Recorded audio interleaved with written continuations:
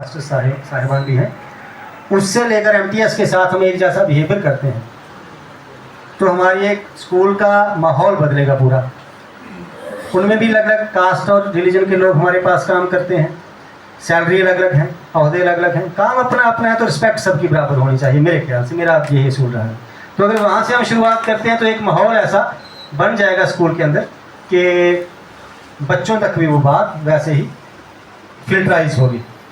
Teachers trend हो, ये एचवाई के ऊपर कितनी की जिम्मेदारी और कितना वो कर सकता है, बहुत मैं सोच रहा था इस बात को लेकर, लेकिन मेरे ख्याल से किया जा सकता है। पहले वो अगर खुद थोड़ी स्टडी करे या कुछ ऐसे, आजकल तो यूट्यूब पे इतनी सारी चीज़ें हैं, किस तरह से उन बच्चों के साथ ट्रीट किया जाए। वो अपने जो स्कूल का ग्रुप है उसके अंदर वो कोई अच्छा पहले खुद स्टडी कर ले, बहुत पेन लेनी पड़ जाती है, फिर उस लिंक को उस ग्रुप में शेयर करे, वो लोग भी देखें। तो जो बिहेवियर धीरे धीरे जिसका नहीं बदलना उसका तो बदलता ही नहीं। हाँ, कुछ लोग ऐसे होते हैं जिन्हें वैसा ही करना है जैसा उन्हें करना है, ठीक।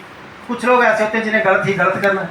फिर वो जो 80-90% के करीब होते हैं जिन्हें बदला जा सकता है थोड़ा, तो उन्हें सेंसिटाइज किया जा सकता है इस तरह से कि कुछ ऐसी ट्रेनिंग अगर ना भी पॉसिबल हो पाए, क्योंकि ट्रेनिंग में बहुत सारी चीज़ें मैटर करती हैं, लेकिन अगर हम यूट्यूब से अलग अलग जगहों से कोई ऐसे आर्टिकल्स अच्छे ऐसे कोई वीडियोज़ अपने स्टाफ के साथ शेयर कर सकें ताकि वो बच्चों के साथ किस तरह से डील करना है। और हर एक स्कूल में हर एक तरह की प्रॉब्लम नहीं होगी जो तो जिस तरह की ज़रूरत है उस तरह से उन्हें थोड़ा सा सेंसिटाइज अगर कर लिया जाए।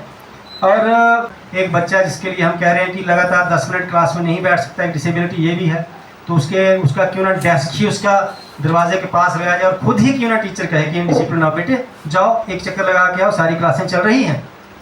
इस तरह का सिस्टम क्यों ना डेवलप किया जाए कि इनडिसिप्लिन में ना गिना जाए, बल्कि वो ओबे कर रहा हो टीचर को। बेटे एक बच्ची है मेरे स्कूल में, वो लगातार नहीं सुन सकती। मैंने पहली बार नोटिस अभी किया, तो बड़ा पहले 15 दिन पहले छुट्टियों के थोड़े दिन पहले, कि वो लगातार नहीं सुन सकती। जब वो सुन रही होती है लगातार 10 मिनट अगर वो सुन ले ना, तो मैं बहुत एक अच्छी बात समझती हूँ। 10 मिनट सुन लिया तो बेसिकली वो प्रॉब्लम है उसकी। अब उसके लिए उसे डांटा नहीं जा सकता, बल्कि इतना इंटरेस्टिंग टॉपिक को बनाया जा सकता है कि बीच में कुछ और कर लिया जाए, है ना, उस बच्चे को आवाज़ लगा दी जाए, उस तरह का एक माहौल क्रिएट कर लिया जा सकता है।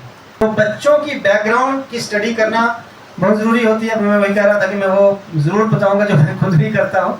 मेरी कोशिश रहती है कि जहाँ भी मेरी आज तक ड्यूटी रही, ज़्यादा नौकरी मुझसे इतनी ज़्यादा नौकरी वाले लोग यहाँ पे हैं, कि 29 साल में मैंने कोशिश किया कि जिस एरिया के बच्चे हों उसी एरिया में चक्कर लगा के आ जाऊँ। अब शायद यहाँ सीनों में 1-2 एरिया रह गया है जहाँ मैं अभी नहीं जा पाया हूँ, पर मुझे डिस्टेंस पता है बच्चों के प्रति। अब उस मोहल्ले का क्या माहौल है, कितने लोग कैसे रहते हैं, क्या, मुझे लगता है 75% बच्चों के एरियाज़ में मैं घूम चुका हूँ और उनकी बैकग्राउंड थोड़ी बहुत पता चल चुकी है, बाकी स्कूल में पता चल चुकी है। तो वो बहुत ज़रूरी है कि बच्चे के साथ आप बिहेव कैसे करेंगे, कैसे ये पहले उसकी बैकग्राउंड आपको पता हो कि किस तरह की बैकग्राउंड से आता है, इसकी क्या ज़रूरतें हैं। और टेलर्ड स्पोर्ट्स स्ट्रेटजीज होते हैं, हर एक के लिए सूट हो, सबको एक वही क्वालिटी वाले सूट ना दे दी जाएंगे, सब यही कोट पहनेंगे, नहीं भाई। उसका तीरा कहते हैं आपके भी है, तीरा कितना होना चाहिए किसके कोट का, वो हमें डिसाइड करना होगा। तो जो स्ट्रेटजीज हों वो हर एक बच्चे के लिए अलग अलग तरह से हों। फिर आ गया प्रैक्टिकल स्टेप्स।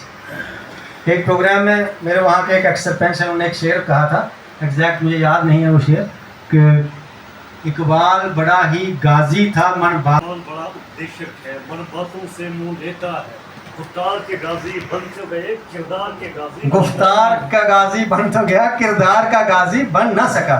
तो इशरत साहब ने कहा था, बहुत प्यारे शायरी करते हैं वो। तो गुफ्तार का गाजी बनना भी आसान बात नहीं है। गुफ्तार के गाजी एक टीचर को होने ही चाहिए। टीचर एक जब तक गुफ्तार का गाजी नहीं होगा तब तक वो अपनी बात उतने मोटिवेशन ताकत से आगे नहीं पहुंचा सकता। लेकिन किरदार का भी गाजी होना चाहिए।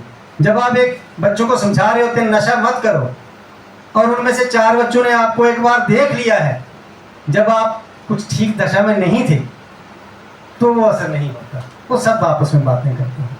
आप बच्चों से कहते हैं कि आप टाइम से स्कूल नहीं आते, स्टाफ से कहते हैं जब तक आप टाइम से नहीं आएंगे।